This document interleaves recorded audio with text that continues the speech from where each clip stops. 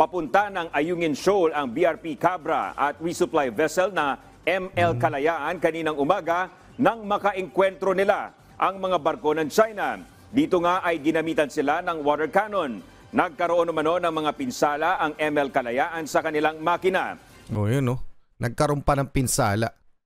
Tapos ang kasunod nito, malamang kasunod nito, diplomatic protest ulit. Na wala namang ibang tinutugon ang China kundi pag naghain tayo ng protesta na ito, ang tugon lang rin naman palagi nila. Palagian, kasalanan nyo yan, Pilipinas, kung bakit kayo ginaganyan. Kaya namin ginagawa yan, kasi nandiyan kayo sa mga teritoryo namin. Ganun palagi yung statement ng China.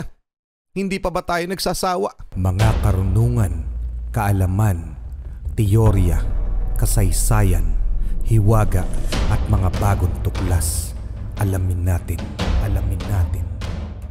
Katatapos lamang mangyari nito mga utol, itong insidente na ito kung saan binomba ng China Coast Guard ang mga barko ng BIFAR o yung Bureau of Fisheries and Aquatic Resources sa Baho de Masinloc aka Scarborough Shoal mga utol. Ito po yung actual footage niyan. Nangyari po yan December 9, 2023 ng umaga. Panoorin muna natin kasi may bago na namang insidente. Sa Ayungin Shoal naman nangyari. Ito po ay sa Baho de Masinloc nitong December 9 lamang. Game na. Ayan mga utol. Actual na binobomba ng tubig. Ayan, parang piratang Pilipinas yan. BIFAR. Wala tayong magawa. Pinapanood labang natin sila. Diba? Ayan mga utol. Binobomba. Grabe, diba? Talagang yung tahasan na winawalang yata tayo sa ating teritoryo. Ayan, ang dami natin. Dami rin. Pero hindi napipigilan ng China Coast Guard na gawin yun. Ano to? May floating barriers pa? Teka lang May floating barriers? Sino naglagay nito? China rin ba? China Coast Guard? May floating barriers dun sa ating mga teritoryo sa Baho de Masinloc. Scarborough Shoal, mga utol. Dito yan malapit sa Zambales. Ayan. Grabe, no? Ayan, no? Binubomba talaga, kawawa Well, anyway, yan yung actual footage, mga utol, Yan yung actual footage na nangyari sa Baho de Masinloc. Ngayon, dumako naman tayo dito. Sa PTV News, kung saan, ayan mga utol, bago itong pangyayari, hindi po yan luma. Ngayon lamang ito nangyari o December 10 ito nangyari. Okay, pakinggan muna natin report tapos basahin natin yung article tungkol dito mga utol. China Coast Guard binomba ng tubig ang resupply boats ng Pilipinas na papunta sa Ayungin Shoal. Yung sa BIFAR din, resupply boat din yon mga utol na magdadala ng mga supply sa mga fishermen. Kung hindi ako nagkakamali, na siyang hinarang at binomba ng mga China Coast Guard sa Baho de Masinloc. Ito naman sa Ayungin Shoal, yun kung saan nakalagay yung ating BRP Sierra Madre. Mga utol, yung may nakastation tayo na lumang barko natin. Okay? Pakinggan muna natin. Nagbabalik ang PTV Balita Ngayon. May panibago na namang insidente ng pambobomba ng tubig ang China Coast Guard laban sa barko ng Pilipinas. Ayon kay Philippine Coast Guard spokesperson for the West Philippine Sea, Commodore J. Tariela, papunta ng Ayungin Shoal ang BRP Cabra at resupply vessel na ML Kalayaan kaninang umaga nang makaengkwentro nila ang mga barko ng China. Dito nga ay ginamitan sila ng water cannon. Nagkaroon naman ng mga pinsala ang ML Kalayaan sa kanilang makina. O yun nagkaroon pa ng pinsala. Tapos ang kasunod nito, malamang kasunod nito, diplomatic protest ulit. Na wala namang ibang tinutugon ang China kundi pag naghain tayo ng protesta na ito, ang tugon lang rin naman palagi nila. Palagian, Kasalanan nyo yan, Pilipinas, kung bakit kayo ginaganyan. Kaya namin ginagawa yan, kasi nandiyan kayo sa mga teritoryo namin. Ganun palagi yung statement ng China. Hindi pa ba tayo nagsasawa? Ang tanong ko dito, anong aksyon pa ang pwede nating gawin para tumigil sila na ganyanin tayo? Kumbaga, winawalang ya tayo. Literal. Winawalang ya tayo, binabaliwala tayo na parang hindi naman papalagyan, ganyanin lang natin ang ganyanin. So paulit-ulit nilang gagawin yan kasi wala naman tayong ginagawa. Hindi ba pwedeng bombahin din natin sila ng tubig? Kumbaga, ibalik natin sa kanila yung kanilang ginagawa. Mamaya panoorin natin yung actual footage na ito. Tuloy muna natin, ha? Ano masasabi nyo dyan? Pa-comment na lang. Dagdag pa ni Tariela, binangga pa ng isang sasakyan ng China Coast Guard ang resupply boat ng Unaiza May 1. Matatandaan kahapon lang ay binomba rin ng tubig ng puwersa ng China ang resupply mission ng Bureau of Fisheries and Aquatic Resources habang papunta sila ng Bajo de Masinloc. Mga utol, no? 2 insidente sa loob ng 2 araw, December 9 and December 10. So yung December 9, yung sa BFAR, yung Bureau of Fisheries and Aquatic Resources na binomba sa Bajo de Masinloc. Tapos December 10, dito naman sa Ayungin Shoal. So mas lalong nagiging agresibo sila. And this time, binangga pa yung barko natin. Sinadya po yun, hindi po yun, kumbaga, hindi yun aksidente, ha? Sinasadya po yan.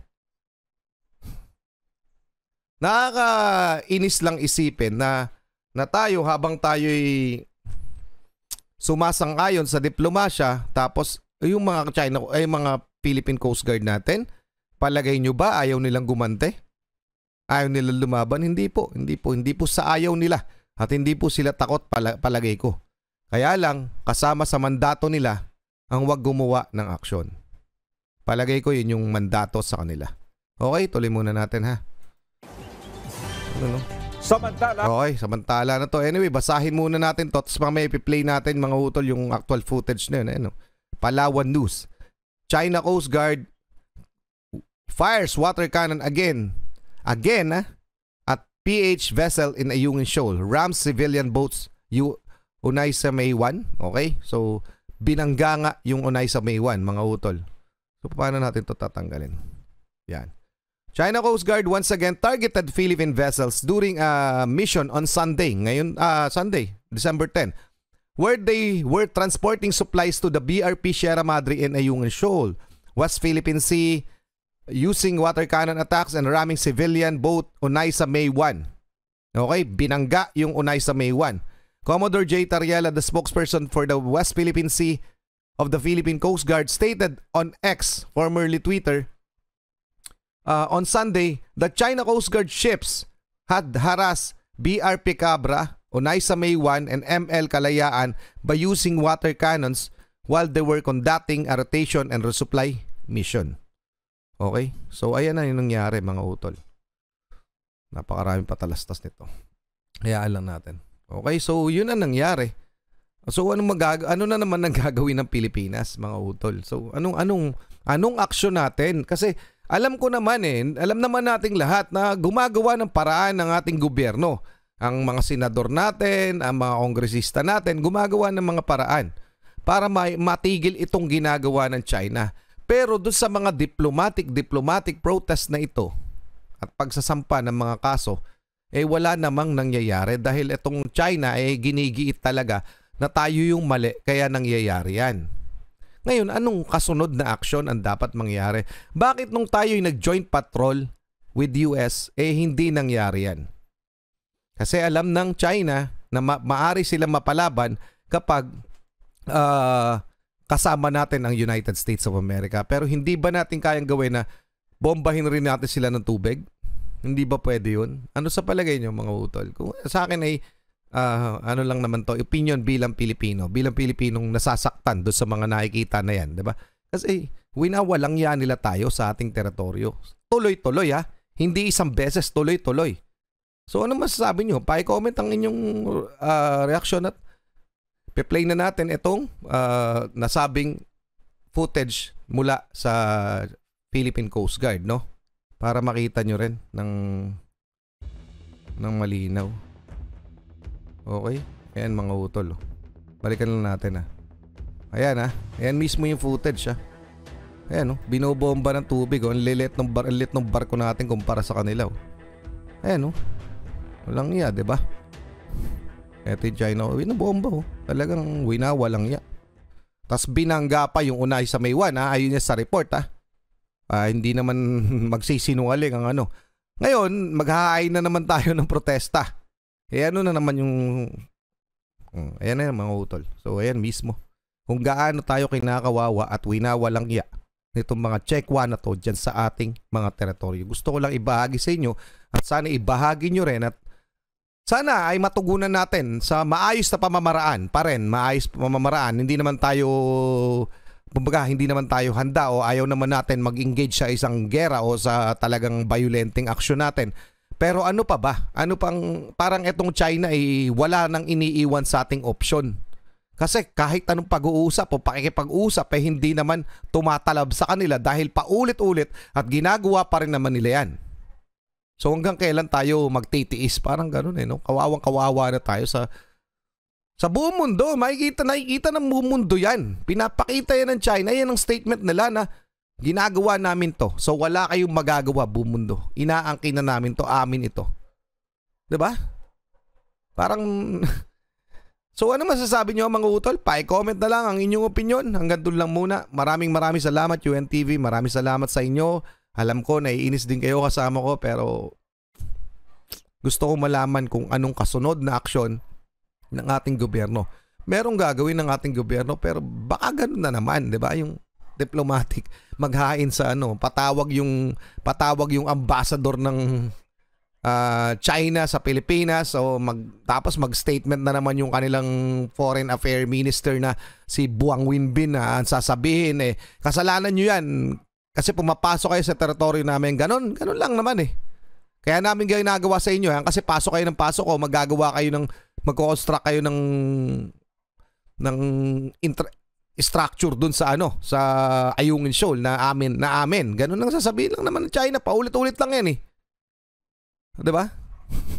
So ano masasabi nyo? Pa-comment na lang. Hanggang doon lang muna. Muli ako Stargate Achilles in behalf of the Real South Production. Ako nagpapasalamat sa wala sawa niyo pagsuporta. Kayo mag-ingat. Keep safe. God bless. At saludo po sa inyo lahat. Maraming salamat po.